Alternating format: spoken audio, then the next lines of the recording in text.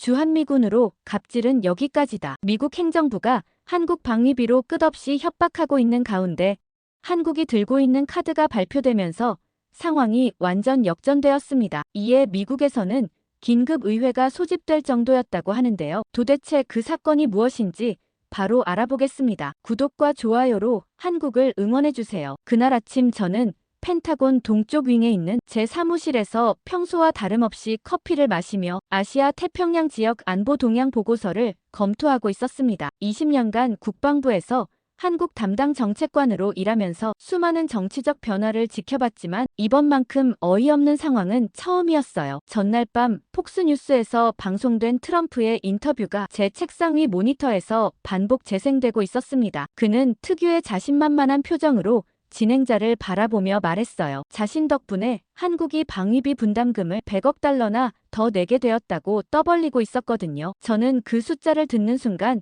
깜짝 놀랐습니다. 실제 증액된 금액은 13억 달러에 불과했는데 그는 무려 8배나 부풀려서 이야기하고 있었던 것이에요. 저는 즉시 우리 팀에서 작성한 공식 보고서를 다시 펼쳐봤습니다. 한미 방위비 분담 특별협정에 따른 한국의 기여금 증액 규모는 분명히 13억 달러였어요. 2019년 대비 약 13.9% 증가한 수준이었고 이마저도 한국이 자발적으로 제안한 것이었습니다. 하지만 트럼프는 마치 자신이 협상의 귀재라도 되는 양허풍을 떨고 있었어요. 더 문제는 이런 거짓말이 미국 내 여론에 미치는 영향이었습니다. 저는 지난 몇 주간 의회와 국방부 내에서 흘러나오는 이야기들을 주에 깊게 들어왔거든요. 많은 사람들이 트럼프의 말을 그대로 믿고 있었고 한국이 미국의 압박에 굴복해서 돈을 더 내게 되었다고 생각하고 있었어요. 특히 국방부 내 강경파들의 반응은 가관이었습니다. 아시아 태평양 담당 차관보 데이비스는 지난주 내부 회의에서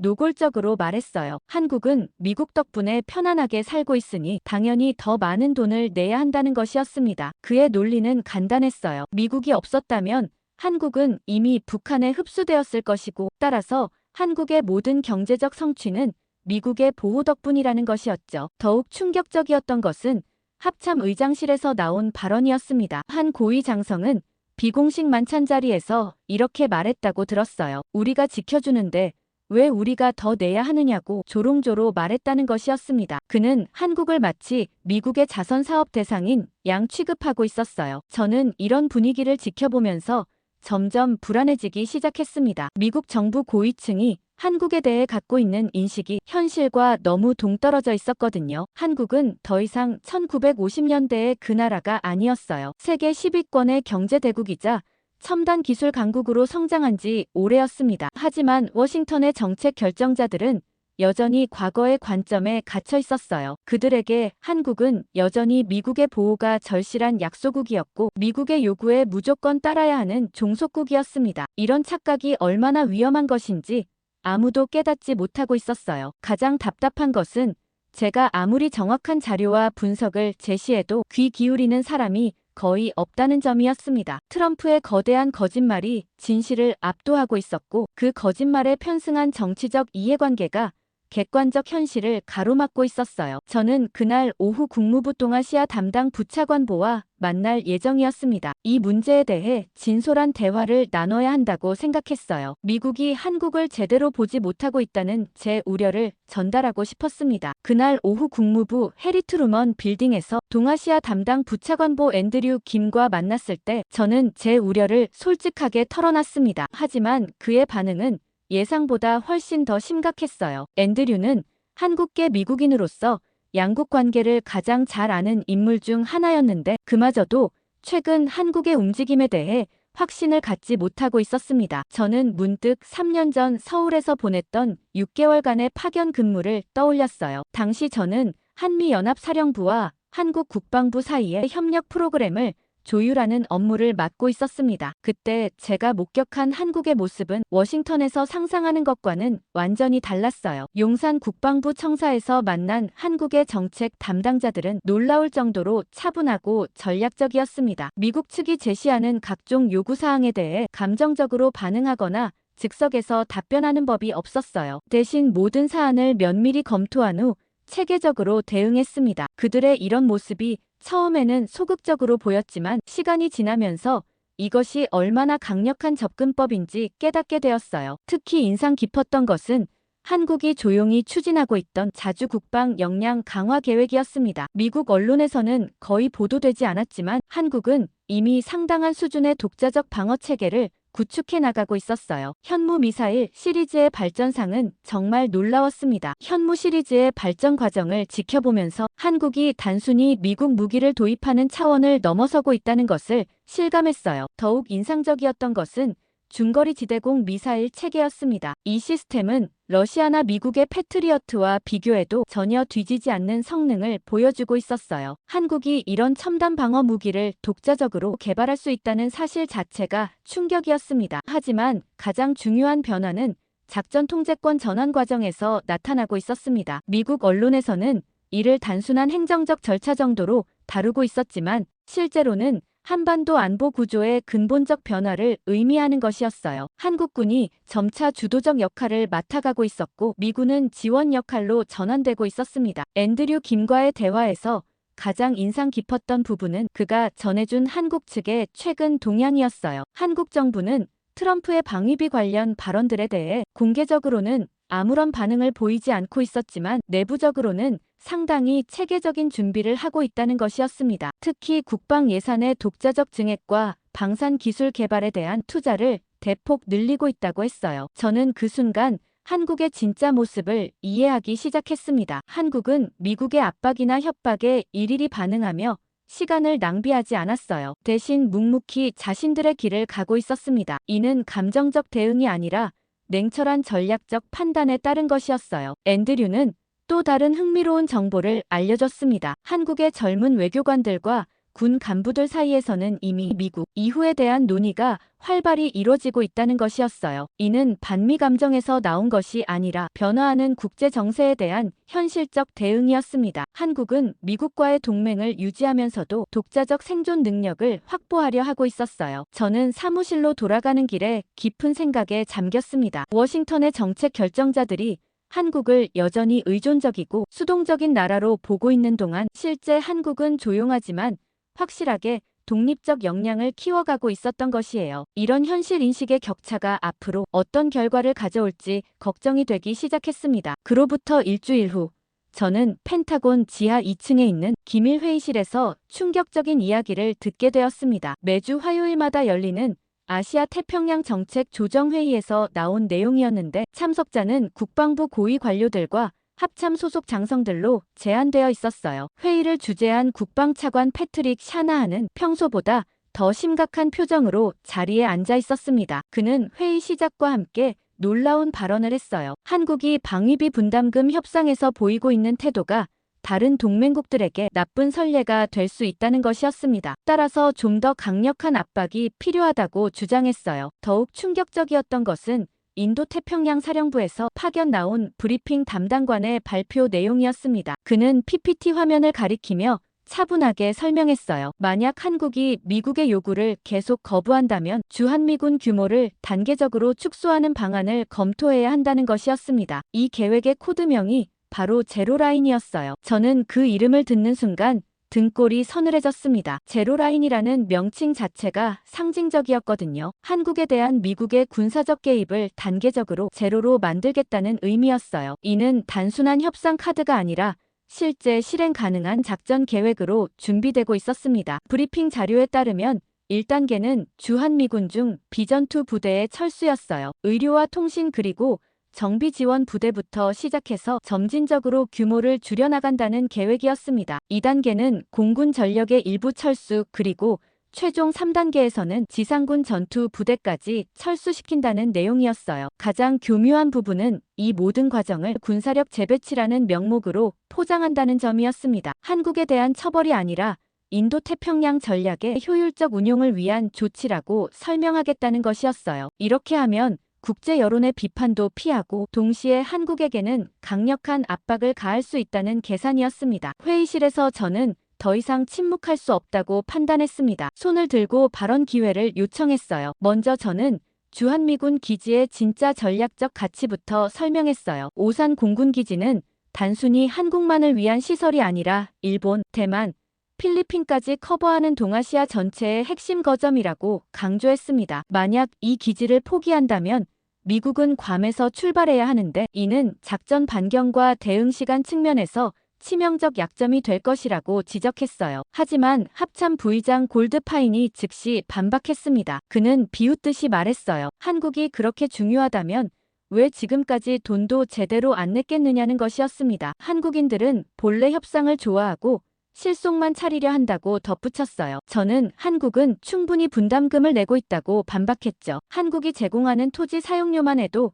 연간 수십억 달러 규모인데 이를 시장 가격으로 환산하면 한국의 실질적 기여도는 공식 분담금의 몇 배에 달한다고 설명했어요. 더 나아가 한국 기업들이 미군 기지 운영에 제공하는 각종 서비스와 현지 조달의 경제적 효과까지 고려하면 오히려 미국이 더 많은 혜택을 받고 있다고 주장했습니다. 그러자 인도태평양 사령부 부사령관 스키가 끼어들었어요. 그는 손을 내저으며 말했습니다. 그런 계산법이라면 미국이 제공하는 해구산과 첨단 무기 체계의 가치는 어떻게 계산할 것이냐는 것이었어요. 한국이 혼자서 북한과 중국을 상대할 수 있다고 정말 생각하느냐고 조롱조로 물었습니다. 뭘 몰라도 한참 모르는 것 같았어요. 현무 미사일 시리즈의 성능과 방공 체계의 우수성, 그리고 세종대왕급 이지스함의 역량을 구체적으로 제시했어요. 한국은 더 이상 1950년대의 그 나라가 아니라고 강조했습니다. 그러자 데이비스 차관보가 냉소적으로 웃으며 끼어들었어요. 그는 한국이 아무리 무기를 만들어도 결국 핵심 기술은 모두 미국 것이라고 주장했습니다. 반도체든 미사일이든 미국 기술 없이는 한 발짝도 못 나간다는 것이 그의 논리였어요. 한국은 결국 조립 공장 수준에 불과하다고 깎아내렸습니다. 그리고 더 이상 저의 말을 막고는 회의가 길어졌으니 여기서 마무리한다고 했죠. 회의실에서 나온 후 저는 깊은 고민에 빠졌어요. 제가 할 수 있는 모든 논리를 동원했지만 강경파들의 편견 어린 시각을 바꾸기에는 역부족이었습니다. 이런 계획이 실제로 실행된다면 한미 동맹은 돌이킬 수 없는 손상을 입게 될 것이었습니다. 더 심각한 문제는 이것이 중국과 북한에게 줄 전략적 이익이었어요. 미국이 스스로 한반도에서 영향력을 포기하는 꼴이 될 수 있었거든요. 저는 즉시 제가 신뢰하는 몇몇 동료들과 비공식 논의를 시작했습니다. 국방정보국의 한국 담당 분석관 제니퍼 리와 국무부 한국과장 데이비드 최 등이었어요. 하지만 문제는 그게 다가 아니었습니다. 이들과의 대화를 통해 더욱 놀라운 사실을 알게 되었습니다. 제니퍼 리에 따르면 한국 정보 당국은 이미 미국 내에서 이런 논의가 진행되고 있다는 것을 알고 있을 가능성이 높다는 것이었어요. 한국의 정보 수집 능력이 상당한 수준에 올라 있고 특히 워싱턴 내 정책 동향 파악에는 매우 민감하게 반응한다고 했습니다. 그러면서 데이비드 최는 더욱 구체적인 정보를 제공했어요. 최근 서울의 미국 대사관을 통해 들어온 보고에 따르면 한국 정부 내에서도 상당히 체계적인 대응 계획이 수립되고 있다는 것이었습니다. 한국은 미국의 압박에 굴복하기보다는 독자적 대안을 모색하는 쪽으로 방향을 잡고 있다고 했어요. 저는 이런 상황을 지켜보면서 깊은 우려를 느꼈습니다. 미국의 강경파들은 여전히 한국이 미국 없이는 살 수 없을 것이라고 착각하고 있었어요. 하지만 실제 한국은 이미 그런 의존성에서 벗어날 준비를 하고 있었습니다. 이런 현실 인식의 차이가 결국 돌이킬 수 없는 결과를 가져올 수 있다는 생각이 들었어요. 그로부터 사흘 후 저는 예상치 못한 연락을 받았습니다. 주한 미국 대사관의 정치군사 담당관 스티브 존슨으로부터 온 암호화된 이메일이었어요. 그는 서울에서 입수한 한국 정부의 내부 문서에 대해 알려주고 싶다고 했습니다. 매우 민감한 내용이라 전화로는 불가능하고 직접 만나서 이야기해야 한다고 강조했어요. 다음 날 오후 워싱턴 DC 듀폰트 서클 근처의 조용한 카페에서 스티브와 만났을 때 그의 표정은 상당히 심각했습니다. 그는 주변을 살피며 조심스럽게 서류 봉투를 제게 건넸어요. 봉투 안에는 한국 국방부에서 작성한 것으로 보이는 20여 페이지 분량의 문서가 들어있었습니다. 문서의 제목은 한미안보 협력의 새로운 패러다임이었어요. 저는 첫 페이지를 읽는 순간부터 깊은 충격에 빠졌습니다. 이는 단순한 정책 보고서가 아니라 한국의 근본적인 전략 변화를 담은 청사진이었거든요. 문서의 핵심 내용은 명확했습니다. 한국은 더 이상 미국의 일방적 보호에 의존하지 않겠다는 것이었어요. 대신 동등한 파트너십을 기반으로 한 새로운 관계를 구축하겠다고 명시되어 있었습니다. 특히 인상 깊었던 구절이 있었어요. 미국은 돈을 계산하지만 우리는 위험을 계산한다는 표현이었습니다. 이 문장이 담고 있는 의미는 상당했어요. 미국이 방위비 분담금 같은 경제적 이익에만 집중하는 동안 한국은 실제 안보 위협과 지정학적 리스크를 종합적으로 판단하고 있다는 뜻이었습니다. 한국의 시각에서 보면 미국의 접근법이 얼마나 근시안적인지 드러내는 표현이기도 했어요. 문서는 구체적인 대응 방안들도 제시하고 있었습니다. 현무 미사일 시리즈의 추가 개발과 함께 독자적인 미사일 방어 체계 구축을 완료하겠다는 계획이었습니다. 게다가 방산 수출을 대폭 확대할 계획을 하고 있더라고요. 폴란드, 사우디아라비아, 아랍 등과의 협력을 통해 한국 방산 기업들의 글로벌 경쟁력을 키우겠다는 전략이었습니다. 그런데 더 충격적인 건 따로 있었습니다. 다자간 안보 협력 네트워크 구축이라는 항목이었는데 이는 미국 중심의 동맹 체계에서 벗어나 독립적인 안보 협력 관계를 만들어가겠다는 의미였습니다. 문서에는 호주, 인도, 영국, 프랑스 등과의 직접적인 국방 협력 강화 방안이 상세히 기술되어 있었어요. 저는 문서를 읽으면서 한국 정부의 전략적 사고 수준에 깊은 인상을 받았습니다. 이는 감정적 반발이나 즉흥적 대응이 아니었어요. 철저한 현실 분석을 바탕으로 한 장기적 전략이었습니다. 특히 미국의 제로라인 작전 같은 압박에 대해서도 이미 상당한 수준의 대비책을 마련하고 있다는 것을 알 수 있었어요. 문서의 마지막 부분은 더욱 의미심장했습니다. 우리는 미국과의 동맹을 소중히 여기지만 그것이 종속을 의미하지는 않는다는 문구였어요. 이어서 21세기 안보 환경에서는 모든 국가가 독립적 판단 능력과 자주적 대응, 역량을 갖춰야 한다고 강조하고 있었습니다. 스티브는 이 문서가 한국 정부 최고 위급에서 승인된 것이라고 설명했어요. 단순한 실무진의 아이디어가 아니라 국가 차원의 정식 정책 방향이라는 뜻이었습니다. 더욱 놀라운 것은 이런 계획들이 이미 상당 부분 실행에 옮겨지고 있다는 점이었어요. 저는 카페를 나서면서 깊은 생각에 잠겼습니다. 미국의 정책 결정자들이 여전히 한국을 1950년대 시각으로 바라보고 있는 동안 한국은 이미 21세기형 국가 전략을 수립하고 실행하고 있었던 것이에요. 이런 현실 인식의 격차가 얼마나 위험한 결과를 가져올 수 있는지 절실히 느껴졌습니다. 특히 제가 우려했던 부분은 미국 강경파들의 반응이었어요. 그들이 이런 한국의 변화를 알게 된다면 더욱 강경한 압박을 가해올 가능성이 높았습니다. 하지만 한국은 이미 그런 압박에 굴복하지 않을 준비를 마친 상태였어요. 결국 누가 먼저 양보하느냐의 치킨 게임이 될 수 있었는데 한국이 생각보다 훨씬 강한 카드들을 가지고 있다는 것이 명확해졌습니다. 한국의 대응 문서를 본 지 일주일 후 저는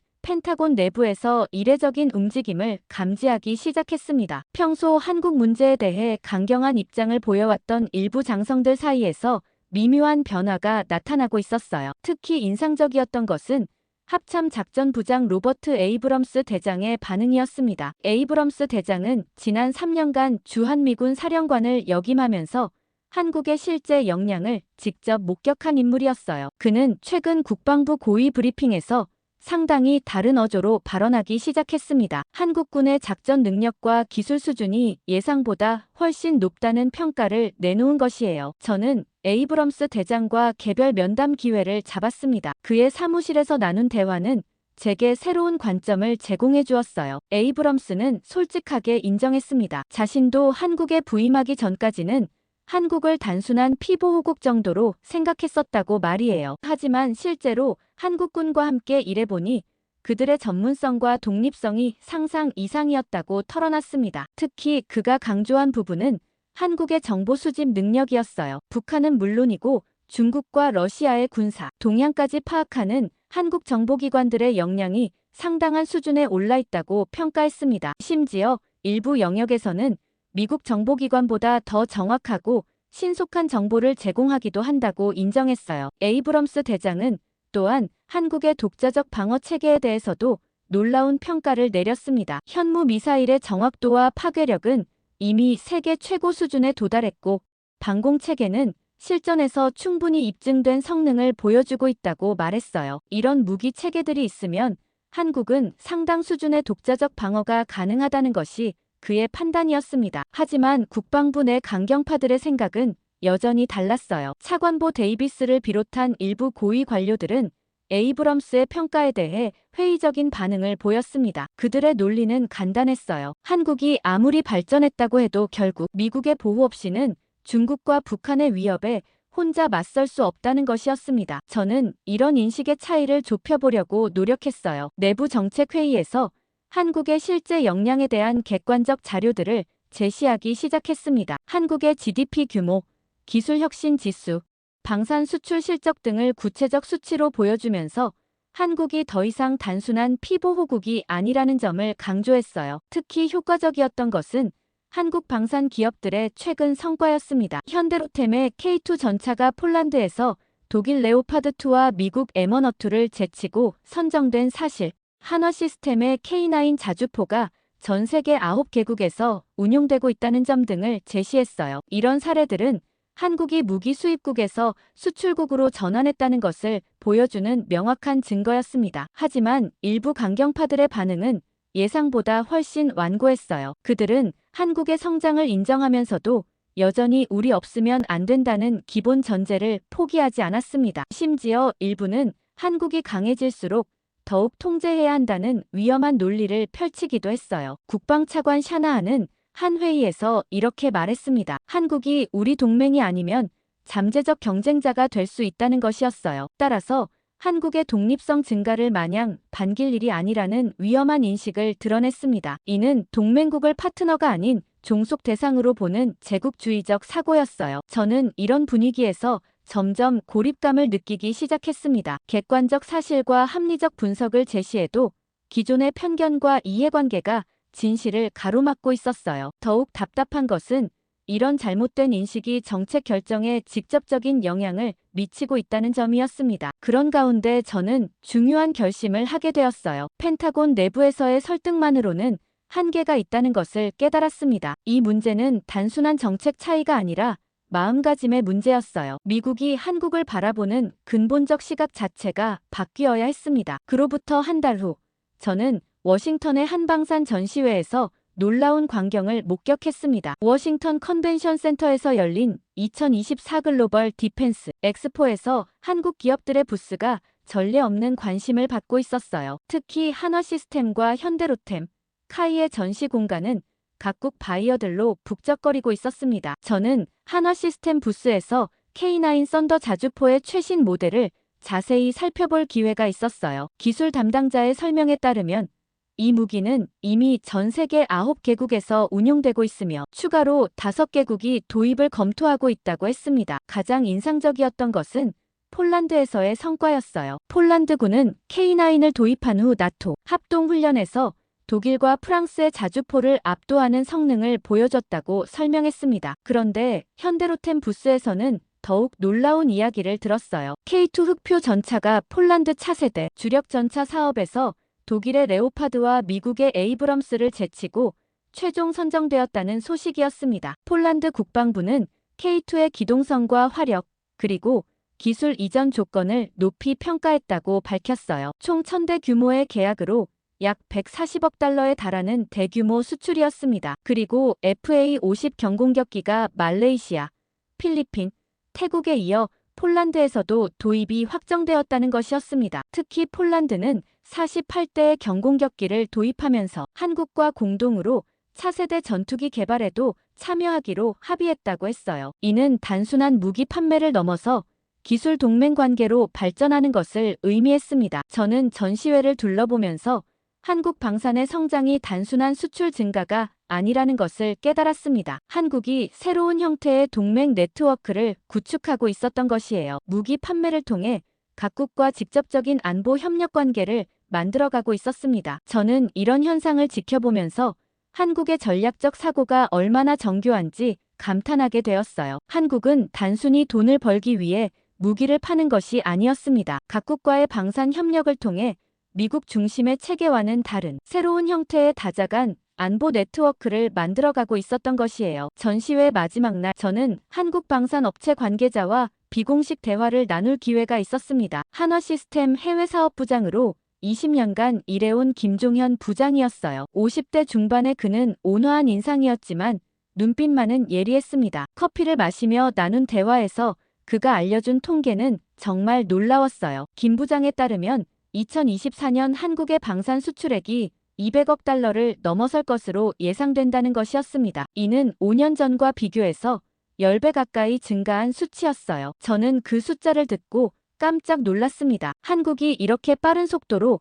방산 강국이 되었다는 것이 믿기지 않았거든요. 더 놀라운 것은 수출 대상국의 다양성이었습니다. 유럽의 폴란드와 체코, 중동의 사우디와 아랍, 동남아시아의 말레이시아와 필리핀, 남미의 페루까지 전 세계에 걸쳐 있었어요. 김 부장은 자랑스러운 표정으로 설명했습니다. 한국이 지역별로 균형 잡힌 방산 네트워크를 구축하고 있다는 것을 보여주는 증거라고 말이에요. 저는 궁금해서 물어봤습니다. 한국이 이렇게 빠른 시간 안에 세계적인 방산 강국으로 성장할 수 있었던 비결이 무엇인지 말이에요. 김 부장의 대답은 의외로 감정적이었습니다. 그는 잠시 침묵하더니 천천히 입을 열었어요. 김 부장은 자신의 아버지 이야기부터 시작했습니다. 1960년대 현대중공업에서 용접공으로 일하셨던 분이라고 했어요. IMF 외환위기 때 정리해고를 당하셨지만 끝까지 포기하지 않고 작은 용접소를 차려서 가족을 먹여 살리셨다고 말했습니다. 그런 아버지의 모습을 보며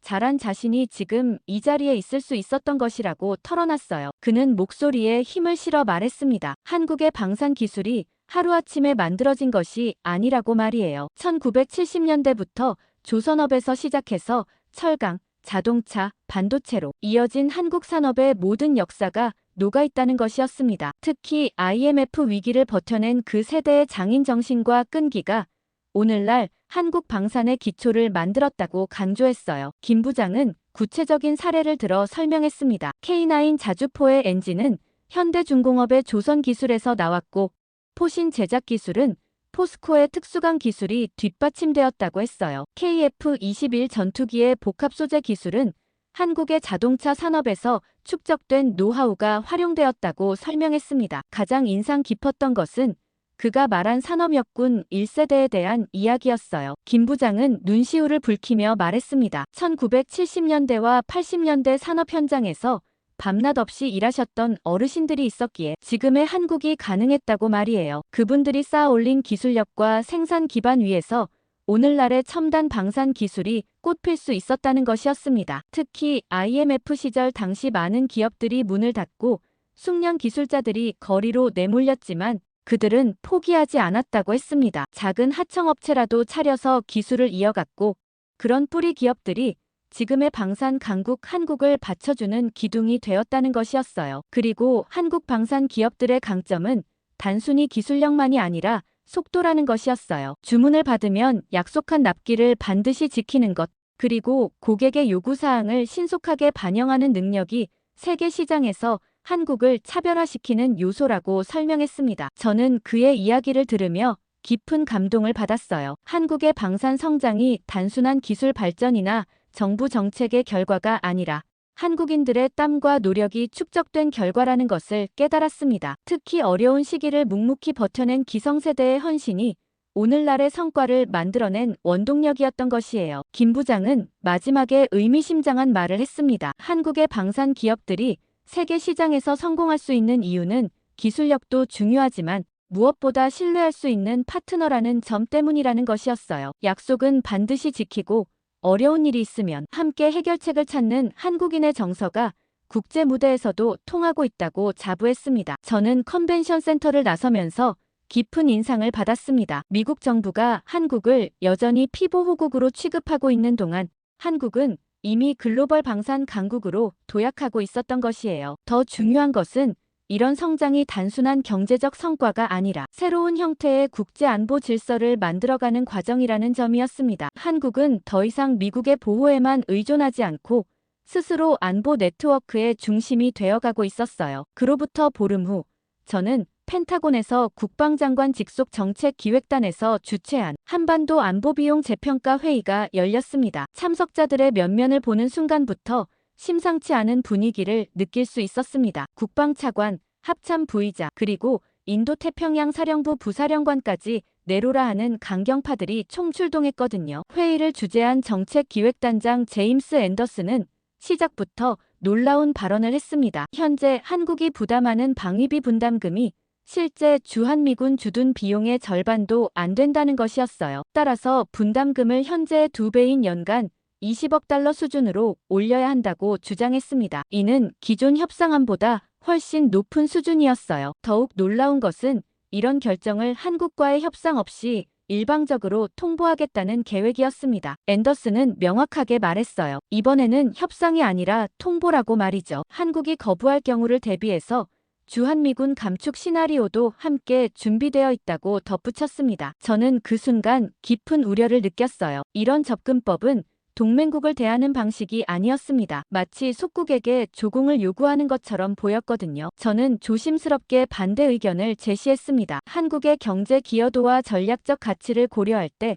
이런 일방적 요구는 오히려 역효과를 낼 수 있다고 말했어요. 하지만 회의실의 반응은 냉담했습니다. 합참 부의장 데이비드 골드파이는 저의 우려를 일축했어요. 한국이 아무리 불만을 표해도 결국은 미국의 요구를 받아들일 수밖에 없다는 것이 그의 판단이었습니다. 안보든 경제든 한국은 미국에 너무 깊이 의존하고 있어서 다른 선택지가 없다고 단언했어요. 더 나아가 만약 한국이 3개월 내에 증액된 분담금 지불에 합의하지 않으면 주한미군 일부 부대의 괌 이전을 시작하자는 것이었어요. 이는 명백한 압박용 협박이었습니다. 회의가 끝난 후 저는 깊은 고민에 빠졌어요. 이런 계획이 실제로 실행된다면 한미 관계에 돌이킬 수 없는 상처를 남길 것이 분명했습니다. 더 심각한 문제는 미국 정부가 여전히 한국의 실제 대응 능력을 과소평가하고 있다는 점이었어요. 그런데 며칠 후 주한 미국 대사관으로부터 놀라운 소식이 전해졌습니다. 한국 정부가 이런 미국의 움직임에 대해 전혀 반응하지 않고 있다는 것이었어요. 평소 같았으면 외교 채널을 통해 항의나 우려를 표명했을 텐데 이번에는 완전히 침묵하고 있었습니다. 대신 한국이 선택한 것은 완전히 다른 방향이었어요. 서울에서 들어온 보고에 따르면 한국은 자체 국방 예산을 전년 대비 7% 증액하기로 결정했다는 것이었습니다. 이는 GDP 대비 2.8% 수준으로 나토 권장 기준인 2%를 크게 웃도는 수치였어요. 더욱 놀라운 것은 이 예산 증액의 사용처였습니다. 한국은 현무5 대륙간탄도미사일 개발에 추가 예산을 배정했고 독자적인 군사정찰 위성 체계 구축에도 대폭 투자하기로 했어요. 또한 차세대 전투기 KF-21의 양산 일정을 앞당기고 독자적인 핵추진 잠수함 개발 연구에도 착수한다고 발표했습니다. 저는 이런 한국의 대응을 보면서 깊은 인상을 받았어요. 한국은 미국의 압박에 감정적으로 반응하지 않았습니다. 대신 자신들의 독립적 능력을 강화하는 데 집중하고 있었어요. 이는 매우 전략적이고 냉정한 대응이었습니다. 펜타곤 내부에서는 한국의 이런 반응에 대해 의견이 갈렸어요. 일부는 한국이 결국 굴복할 것이라고 낙관했지만 일부는 상황이 예상과 다르게 전개되고 있다고 우려했습니다. 특히 에이브럼스 대장은 한국의 침묵이 오히려 더 강력한 메시지일 수 있다고 경고했어요. 저는 이 시점에서 중요한 보고서를 작성하기로 결심했습니다. 한국 자율성 존중의 전략적 필요성이라는 제목의 내부 문서였어요. 이 보고서에서 저는 한국을 압박하는 것보다 동등한 파트너로 인정하는 것이 미국의 장기적 이익에 부합한다고 주장했습니다. 보고서 작성 과정에서 저는 구체적인 데이터들을 수집했어요. 한국이 미국에 제공하는 전략적 가치, 주한미군 기지의 지정학적 중요성, 그리고 한국의 독자적 대응 능력 등을 종합적으로 분석했습니다. 결론은 명확했어요. 한국은 더 이상 일방적 압박의 대상이 아니라 신중하게 다뤄야 할 동등한 파트너라는 것이었습니다. 하지만 이 보고서를 누구에게 전달할지가 문제였어요. 강경파들에게는 아무리 객관적 자료를 제시해도 소용이 없을 것 같았습니다. 저는 결국 이 문서를 비공식적으로 몇몇 동료들과 공유하기로 했어요. 적어도 펜타곤 내부에 다른 목소리가 있다는 것을 알리고 싶었습니다. 그로부터 일주일 후 미국의 주요 언론들이 한미 방위비 분담 문제를 대대적으로 다루기 시작했습니다. 하지만 각 언론사의 접근 방식은 완전히 달랐어요. 저는 이런 현상을 지켜보면서 미국 사회 내부의 깊은 분열을 실감할 수 있었습니다. 폭스뉴스는 가장 강경한 입장을 보였어요. 터커 칼슨은 자신의 프라임타임 프로그램에서 한국을 신랄하게 비판했습니다. 한국이 미국의 보호 아래 경제적 번영을 누리면서도 정작 방위비는 제대로 내지 않으려 한다고 공격했어요. 그는 한국을 마치 무임승차하는 동맹국의 대표 사례처럼 묘사했습니다. 더 문제가 되었던 것은 일부 공화당 의원들이 이런 논조에 편승하기 시작했다는 점이었어요. 상원 군사위원회 소속 톰 코튼 의원은 폭스뉴스 인터뷰에서 한국이 미국의 관대함을 당연하게 여기고 있다고 주장했습니다. 하원의 마이크 워커 의원도 비슷한 발언을 했어요. 하지만 다른 주요 언론들의 반응은 상당히 달랐습니다. CNN의 크리스티안 아만푸어는 한국의 실제 기여도를 조명하는 특집 보도를 내보냈어요. 한국이 아프가니스탄과 이라크에 파병했던 역사, 그리고 현재 주한미군 기지가 동아시아 전체 안보에 미치는 전략적 가치를 균형 있게 다뤘습니다. 뉴욕타임스의 심층 보도에서는 한국의 방산 기술 발전과 독자적 방어 능력 향상을 상세히 다뤘습니다. 특히 한국이 더 이상 일방적인 보호 대상이 아니라 상호 의존적 관계의 파트너로 발전했다는 점을 강조했어요. 게다가 워싱턴 포스트 사설에서 미국의 동맹 정책 전반에 대한 근본적 재검토가 필요하다고 주장했어요. 20세기식 보호, 피보호 관계에서 벗어나 21세기형 상호 협력 모델로 전환해야 한다는 것이 핵심 논지였습니다. 이런 언론 보도들이 여론에 미치는 영향은 상당했어요. 퓨 리서치 센터가 실시한 여론조사에 따르면 미국 국민들의 한국에 대한 인식이 언론 소비 패턴에 따라 극명하게 갈리고 있었습니다. 폭스뉴스 시청자들은 한국에 대해 부정적 인식이 강한 반면 CNN이나 MSNBC 시청자들은 상대적으로 우호적이었어요. 저는 이런 상황에서 직접 나서기로 결심했습니다. CNN의 파리드 자카리아 GPS 프로그램에서 인터뷰 제의가 들어왔을 때 주저없이 수락했어요. 20년간 한국을 담당해온 정책 전문가로서 균형 잡힌 시각을 제시하고 싶었습니다. 생방송 인터뷰에서 저는 가능한 한 객관적이고 사실에 기반한 설명을 하려고 노력했어요. 먼저 한국의 실제 기여도부터 설명했습니다. 한국이 제공하는 토지와 시설의 가치, 주한미군 가족들을 위한 각종 지원, 그리고 미군 기지 운영에 대한 간접적 기여까지 모든 것을 종합하면 한국의 실질적 부담은 공식 분담금보다 훨씬 크다고 강조했어요. 특히 제가 힘주어 말한 부분은 한국의 전략적 가치였습니다. 주한미군 기지는 단순히 한국만을 위한 것이 아니라 일본, 대만, 필리핀까지 포괄하는 동아시아 전체의 안보 거점이라고 설명했어요. 오산 공군기지에서 출격하는 미군기들이 남중국해 순찰 임무까지 수행하고 있다는 구체적 사례도 제시했습니다. 가장 중요하게 전달하고 싶었던 메시지는 동맹 관계의 본질에 대한 것이었어요. 저는 카메라를 직시하며 말했습니다. 진정한 동맹은 한쪽이 일방적으로 보호해주고 다른 쪽이 대가를 지불하는 거래 관계가 아니라 공동의 가치와 이익을 위해 함께 협력하는 파트너십이어야 한다고 말이에요. 방송 후 반응은 다양했습니다. 진보 성향 매체들은 제 발언을 긍정적으로 평가했지만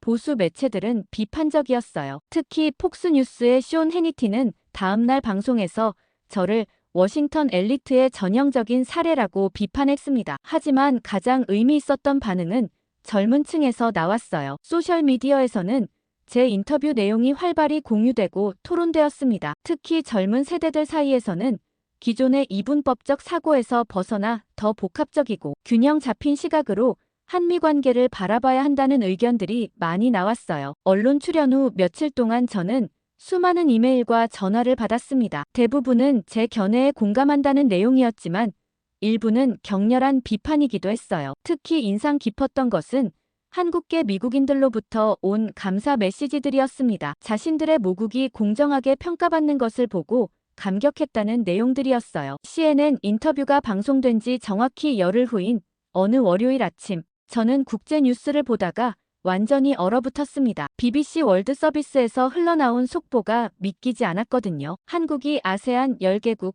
유럽연합 주요국, 그리고 폴란드와 함께 글로벌 방산기술 협력기구를 공식 출범시킨다는 내용이었어요. 저는 즉시 더 자세한 정보를 찾기 위해 여러 언론사 웹사이트를 뒤졌습니다. 로이터 통신의 상세 보도에 따르면 이 기구는 단순한 무역 협력체가 아니었어요. 차세대 방산 기술 공동 개발, 글로벌 공급망 다변화, 그리고 집단 안보 협력까지 포괄하는 종합적인 전략 동맹이었습니다. 가장 놀라운 부분은 참가국 명단이었어요. 한국을 중심으로 폴란드, 체코, 노르웨이가 유럽 축을 형성했고 싱가포르, 말레이시아, 태국, 인도네시아가 동남아시아 축을 구성했습니다. 여기에 호주와 뉴질랜드까지 참여하면서 말 그대로 글로벌 네트워크가 형성된 것이었어요. 더욱 충격적이었던 것은 구체적인 협력 내용들이었습니다. 첫 번째는 차세대 미사일 방어 시스템 공동 개발 프로젝트였어요. 한국의 천궁 기술과 폴란드의 레이더 기술,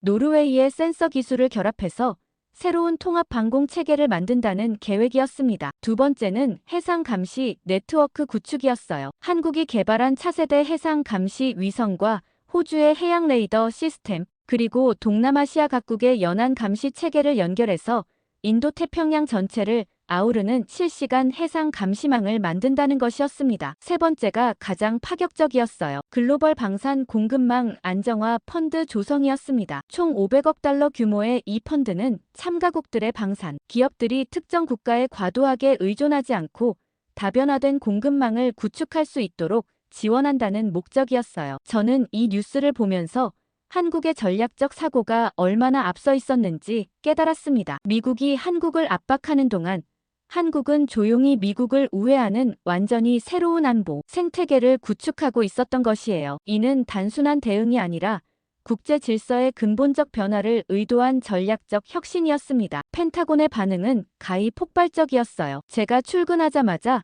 긴급 상황실 회의 소집 통보를 받았습니다. 회의실에 들어서니 평소보다 훨씬 많은 고위 관료들이 모여 있었어요. 국방장관까지 직접 참석한 비상회의였습니다. 국방장관 로이드 오스틴의 첫마디가 상황의 심각성을 보여줬어요. 이번 한국의 움직임을 어떻게 해석해야 하는지, 그리고 미국은 어떻게 대응해야 하는지에 대한 긴급 분석이 필요하다는 것이었습니다. 특히 이런 다자간 협력이 미국의 동맹 체계에 미칠 파급 효과를 우려했어요. 합참의장 마크 밀리는 더욱 직접적으로 문제를 제기했습니다. 한국이 구축하고 있는 이 네트워크가 결국 미국 중심의 안보 질서에 대한 도전이 될 수 있다는 분석이었어요. 특히 아시아 동맹국들이 한국의 선례를 따라 독자적인 안보 협력을 추진할 가능성을 우려했습니다. 국무차관 웬디 셔먼은 외교적 관점에서 접근했어요. 한국의 이런 움직임이 기존 한미일 삼각협력 체계를 약화시킬 수 있다고 지적했습니다. 특히 일본이 이런 상황을 어떻게 받아들일지, 그리고 중국이 이를 어떻게 활용할지에 대한 우려를 표명했어요. 저는 이 회의에서 제 분석을 제시할 기회를 얻었습니다. 저는 한국의 이번 움직임이 미국에 대한 적대적 행위가 아니라 변화하는 국제 환경에 대한 현실적 적응이라고 설명했어요. 특히 미국이 아메리카 퍼스트 정책을 추진하면서 동맹국들도 자구책을 모색하게 되었다는 점을 강조했습니다. 하지만 회의실의 반응은 여전히 우려 일색이었어요. 특히 인도태평양 사령관 존 아퀼리노는 이런 변화가 미군의 전략적 우위를 약화시킬 수 있다고 경고했습니다. 한국이 중심이 된 새로운 안보 네트워크가 형성되면 미국의 영향력이 상대적으로 감소할 수밖에 없다는 것이었어요. 회의가 끝난 후 저는 깊은 생각에 잠겼습니다. 한국의 이번 발표는 정말로 외교의 혁명이라고 할 만한 사건이었어요. 기존의 양자 동맹 중심 체계에서 벗어나 다자간 네트워크 중심의 새로운 안보 질서를 만들어가는 시도였습니다. 하지만 한국의 글로벌 방산기술 협력기구 출범 발표로부터 정확히 3주가 지난 시점에서 미국 의회는 전례 없는 강경 조치를 단행했습니다. 하원 군사위원회에서 주한미군 단계적 재배치 법안이 발의된 것이었어요. 법안의 주요 내용은 한국이 방위비 분담금을 2배로 증액하지 않을 경우 주한미군을 단계적으로 철수시킨다는 것이었습니다. 저는 이 법안의 전문을 읽어보면서 깊은 충격에 빠졌어요. 법안은 놀라울 정도로 구체적이고 체계적이었습니다. 법안을 주도한 하원 군사위원장 마이크 로저스는 기자회견에서 강경한 입장을 밝혔습니다. 더 이상 미국 납세자들의 돈으로 무임승차하는 동맹국을 용납할 수 없다는 것이었어요. 특히 한국이 최근 다른 나라들과 독자적인 군사 협력을 추진하고 있는 것은 미국에 대한 배신 행위라고까지 표현했습니다. 공화당 소속 의원들의 지지는 거의 만장일치였어요. 텍사스 출신된 크랜쇼 의원은 한국이 미국의 보호를 받으면서도 중국과도 좋은 관계를 유지하려는 양다리 전략을 구사하고 있다고 비판했습니다. 플로리다의 맥 게츠 의원은 더 나아가 한국이 진정한 동맹국인지 의문이라는 발언까지 했어요. 민주당 내에서도 의외로 지지 목소리가 나왔습니다. 코네티컷의 조 코트니 의원은 동맹국들이 공정한 몫의 비용을 부담해야 한다는 원칙에는 동의한다고 밝혔어요. 다만 철수보다는 협상을 통한 해결을 선호한다는 차이는 있었지만 기본적으로 한국에 대한 압박 필요성에는 공감한다는 입장이었습니다. 법안이 발의된 다음 날 저는 주한 미국 대사관으로부터 긴급 보고를 받았습니다. 한국 정부의 반응이 예상과 완전히 달랐다는 내용이었어요. 보통 이런 상황에서는 외교부를 통한 공식 항의나 언론을 통한 우려 표명이 나오는 것이 일반적이었는데 한국은 여전히 침묵을 유지하고 있었습니다. 대신 한국 정부가 선택한 것은 놀라운 발표였어요. 국방부 브리핑을 통해 자주 국방 완성 로드맵을 공개한 것이었습니다. 이 로드맵에 따르면 한국은 2027년까지 완전한 독자적 방어 체계를 구축하겠다고 선언했어요. 구체적인 내용들은 가히 충격적이었습니다. 첫 번째는 작전 통제권의 조기 전환이었어요. 기존에 2030년으로 예정되어 있던 전시작 통권 전환을 2026년으로 앞당기겠다는 것이었습니다. 이는 한국이 미군의 지휘를 받지 않고 독자적으로 전쟁을 수행할 능력을 갖추겠다는 의미였어요. 두 번째는 미사일 전력의 대폭 강화였습니다. 현무5 대륙 간탄도 미사일의 실전 배치를 2025년으로 앞당기고 사거리 3000km급 신형 순항미사일 개발에도 착수한다는 계획이었어요. 이런 미사일들이 실전 배치되면 한국은 영내 어떤 위협에도 독자적으로 대응할 수 있게 됩니다. 가장 놀라운 부분은 한국 정부가 이런 계획들을 발표하면서 동시에 공개한 비공식 대응 문서였어요. 외교부 대변인이 기자들의 질문에 답하면서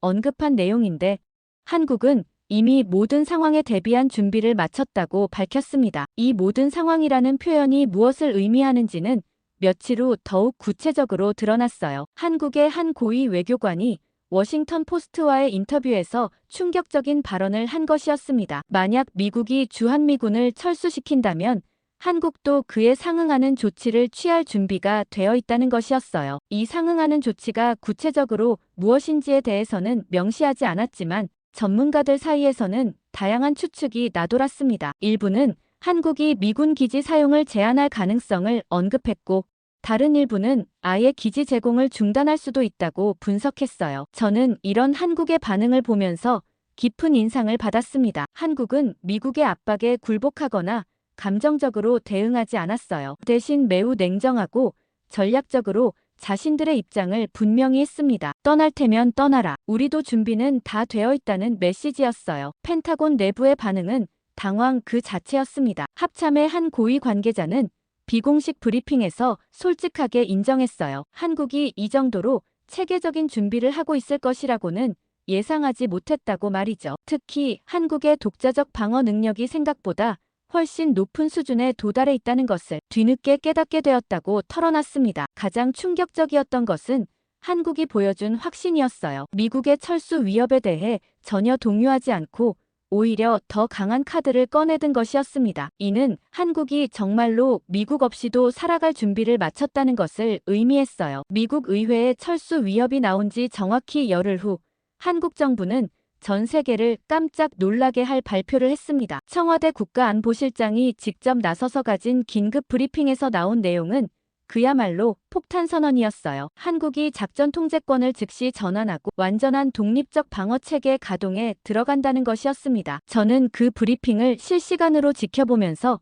한국의 결기에 깊은 인상을 받았어요. 국가안보실장의 표정은 침착했지만 눈빛은 확고했습니다. 그는 차분한 목소리로 말했어요. 한국은 더 이상 다른 나라의 보호에 의존하지 않고 스스로 국가를 지킬 능력과 의지를 갖추었다고 선언했습니다. 브리핑 후 즉시 펜타곤은 비상 상황에 돌입했어요. 국방장관 직속 위기관리팀이 가동되었고 합참의장은 긴급히 주한미군 사령부와 화상회의를 소집했습니다. 저도 이 회의에 참석하게 되었는데 회의실의 분위기는 그야말로 패닉 상태였어요. 주한미군 사령관 폴 라케머라 대장의 보고는 충격적이었습니다. 한국군이 이미 모든 준비를 마친 상태라는 것이었어요. 작전 계획, 지휘 체계, 통신망, 정보 수집 시스템까지 모든 것이 독자적으로 운용 가능한 수준에 도달해 있다고 보고했습니다. 특히 놀라운 것은 한국의 미사일 전력이었어요. 라케머라 사령관에 따르면 한국이 실전 배치한 각종 미사일의 수량과 성능이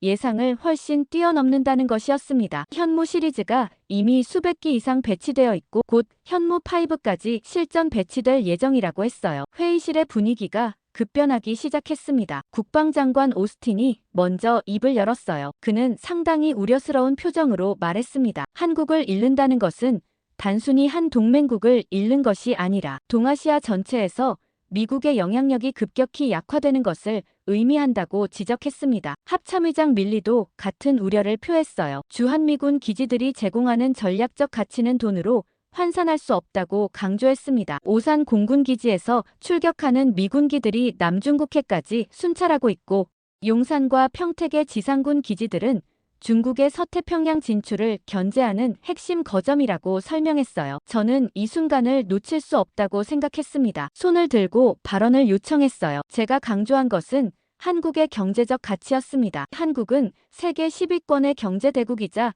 반도체, 조선, 배터리 분야의 글로벌 리더라고 설명했습니다. 특히 삼성전자와 SK하이닉스가 생산하는 메모리 반도체가 없으면 미국의 IT 산업 자체가 마비될 수 있다고 경고했어요. 국무차관 셰먼이 저의 발언에 동조했습니다. 그녀는 외교적 관점에서 한국의 중요성을 강조했어요. 한국이 구축하고 있는 글로벌 방산 네트워크가 결국 미국을 배제한 새로운 안보 질서로 발전할 가능성이 높다고 분석했습니다. 폴란드, 호주, 사우디 등 미국의 주요 동맹국들이 한국 중심의 협력체에 참여하고 있다는 점이 특히 우려스럽다고 말했어요. CIA 부국장도 중요한 정보를 제공했습니다. 한국 정부가 이미 여러 시나리오에 대한 대비책을 마련해 두었다는 첩보가 들어왔다는 것이었어요. 미군 철수 시 기지 활용 방안부터 독자적 동맹 체계 구축까지 상세한 계획이 수립되어 있다고 보고했습니다. 오스틴 장관이 결정적인 발언을 했어요. 그는 목소리에 긴장감을 담아 말했습니다. 지금이라도 한국과의 관계를 회복해야 한다는 것이었습니다. 한국을 잃는다면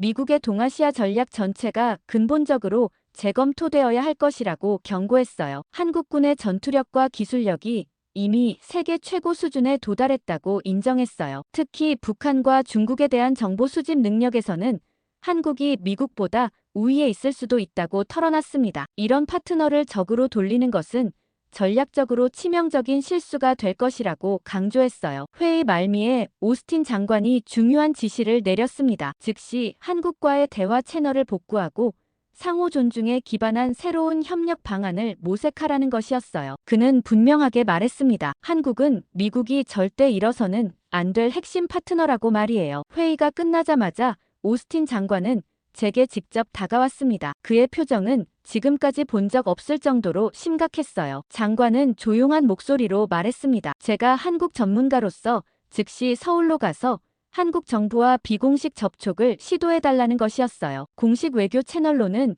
이미 늦었을 수도 있다고 우려를 표했습니다. 저는 그 자리에서 수락했습니다. 20년간 한국을 담당해오면서 이런 위기 상황은 처음이었지만 동시에 관계 회복의 마지막 기회일 수도 있다고 생각했어요. 장관은 제게 전권을 위임한다고 명시했습니다. 한국 측의 합리적 요구라면 최대한 수용할 준비가 되어 있다고 강조했어요. 다음 날 아침 일찍 저는 워싱턴을 출발했습니다. 14시간의 긴 비행 동안 저는 협상 전략을 치밀하게 준비했어요. 가장 중요한 것은 한국 측에 미국의 진정성을 보여주는 것이었습니다. 과거의 일방적 압박 방식을 완전히 포기하고 진정한 파트너십을 제안해야 했어요. 인천공항에 도착하자마자 주한 미국 대사관에서 마중 나온 정치군사 담당관 존슨과 만났습니다. 그는 현지 상황을 간략히 브리핑해 주었어요. 한국 정부는 여전히 공식적으로는 침묵을 유지하고 있지만 비공식 채널을 통한 접촉 의향은 있다고 전해왔다는 것이었습니다. 다음 날 오후 저는 서울 시내 한 호텔에서 한국 국가안보실 차장과 만날 수 있었습니다. 김현수 차장은 40대 후반의 침착한 인상을 가진 인물이었어요. 외교부에서 20년간 근무한 베테랑으로 한미 관계에 대한 깊은 이해를 갖고 있는 전문가였습니다. 저는 먼저 솔직하게 사과부터 했어요. 지난 몇 개월간 미국이 보여준 일방적 접근에 대해 깊이 반성한다고 말했습니다. 특히 한국을 동등한 파트너로 대하지 못했던 점에 대해서는 변명의 여지가 없다고 인정했어요. 김 차장은 조용히 고개를 끄덕이며 제 말을 들어주었습니다. 김 차장의 첫 마디는 예상보다 차분했어요. 한국 정부도 한미 동맹의 가치를 인정하고 있다고 말했습니다. 하지만 동시에 21세기에 걸맞은 새로운 형태의 동맹이 필요하다고 강조했어요. 일방적인 보호-피보호 관계가 아니라 상호 존중에 기반한 전략적 파트너십을 원한다는 것이 한국의 기본 입장이었습니다. 저는 미국이 준비한 새로운 협력 방안을 제시했습니다. 첫 번째는 한미 공동기술혁신센터의 설립이었어요. 양국이 동등한 입장에서 차세대 방산 기술을 공동 개발하는 플랫폼을 만들자는 제안이었습니다. 두 번째는 글로벌 안보 협력 네트워크에서의 공동 리더십이었어요. 한국이 구축하고 있는 다자간 협력체와 미국의 동맹 체계를 연결하는 방안이었습니다. 세 번째가 가장 파격적이었습니다. 주한미군의 지위와 역할을 근본적으로 재정의하자는 것이었어요. 한국을 보호하는 주둔군이 아니라 공동의 안보 목표를 추구하는 협력군 개념으로 전환하자는 제안이었습니다. 작전 통제권도 한국이 주도하고 미군이 지원하는 형태로 완전히 바꾸겠다고 약속했어요. 김 차장은 제 제안을 주의 깊게 들었지만 즉답은 피했습니다. 대신 한국의 몇 가지 추가 요구사항을 제시했어요. 첫 번째는 방위비 분담금 문제의 완전한 재검토였습니다. 한국이 제공하는 모든 형태의 기여를 종합적으로 평가해서 공정한 기준을 만들자는 것이었어요. 두 번째는 기술 협력에서의 동등한 지위였습니다. 일방적인 기술 도입이 아니라